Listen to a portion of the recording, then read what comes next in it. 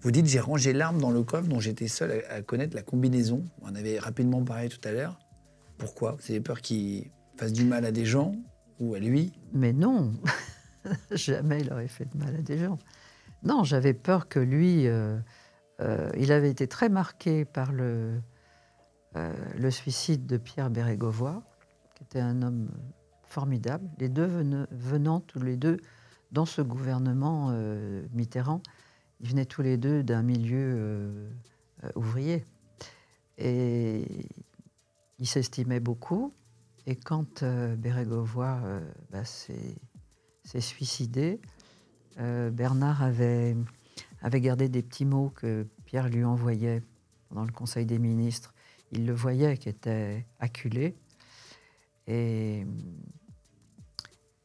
moi, j'ai repensé et je me suis dit, Bernard, en ce moment, est très mal. Je le voyais bien, parce qu'il a été quand même tellement vilipendé, traîné dans la boue, que j'ai eu peur. Et je me suis dit, il faut absolument que le pistolet reste dans le coffre.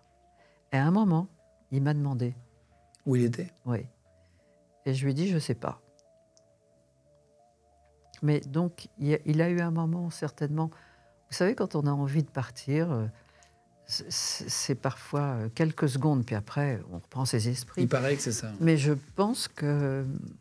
C'est très rapide. Il a pensé en finir, à un moment.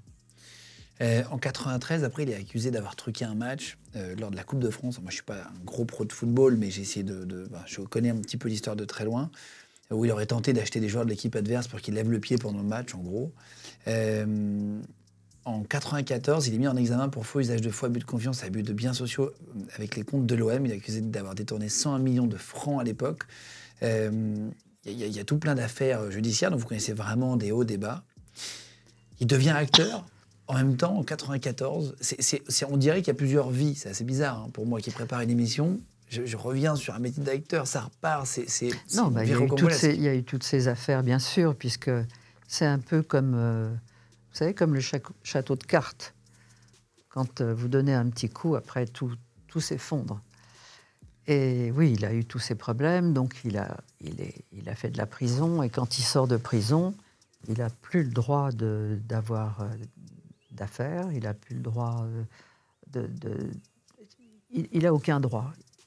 Et Lelouch lui dit, tu sais quoi, tu as le droit de tourner des films. Donc, je vais te faire tourner dans mon prochain film. C'est comme ça qu'il a tourné avec Ophélie Winter. et j'avoue qu'il était très bon dans ce rôle. Et puis ensuite, il a fait du théâtre. Là, il a été aussi excellent. Dans Vol au-dessus d'un nid de coucou, Nicholson avait fait parvenir des félicitations en disant qu'il avait vu ce fameux Bernard Tapaille sur scène et qu'il lui tirait son chapeau. Et après, il a animé des émissions de télévision. Sur TF1 oui. Sur l'entrepreneuriat. Après, il avait des émissions. Il avait fait Commissaire Valence, des séries. Oui. Et puis, il y avait des petites émissions où il recevait des personnalités en tête-à-tête. Il était comme un poisson dans l'eau, là. Touché à tout. Oui. Il se sentait bien partout, en fait.